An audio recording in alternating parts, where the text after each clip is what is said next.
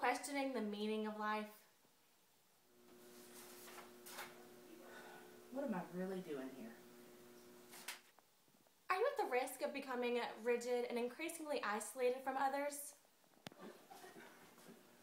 Suzanne, Yes, Tanya. Pat has a problem with her computer. Can you fix it? I am in the middle of this. I really don't have time for this. Can you take a look at it? Because I'm up to my eyeballs. Susie, can you go over these results for me? You know, I am so tired of this. I have all this work. I never get it done. I'm playing a game. I need to finish my game. Are you discontent with the boring life that you have right now? Okay, really? He wants what? I'll be right there. I'm tired of this. Are you feeling adventurous and wanting to do something completely different with your life? This is my kind of change.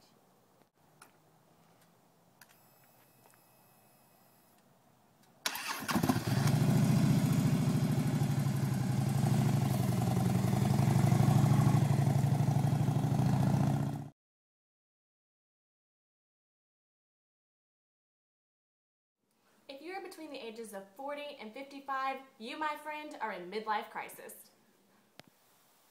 When you go through a midlife crisis, that's when you do outrageous and practical things, like buying a new red sports car or dumping your spouse.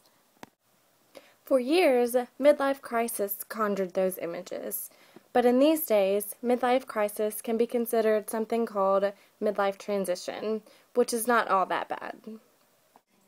You may have already passed through Gold's series of stages, but people in their late 30s and early 40s begin to feel a sense of urgency. Daniel Livingston suggests that early 40s are a period of transition and crisis.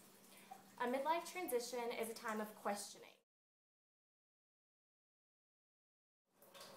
A midlife crisis is a stage of uncertainty and indecision brought about by realization that life is finite.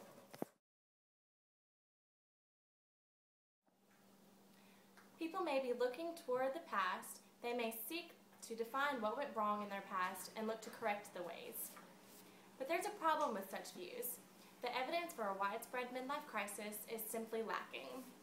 For most people, the passage between midlife crisis is relatively tranquil, and the majority of people regard midlife as a particularly rewarding time.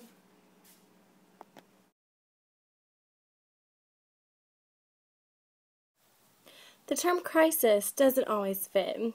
Although midlife crisis can be accompanied by serious depression, it can also mark a tremendous period of growth.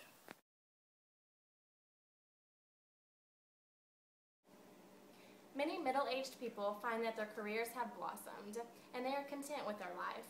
Most are far from being in a crisis. Rather than looking towards the future, people tend to focus on the present and maximize their involvement with family, friends, and other social groups. Those who do feel regret tend to change their lives, and those who do change end up better psychologically.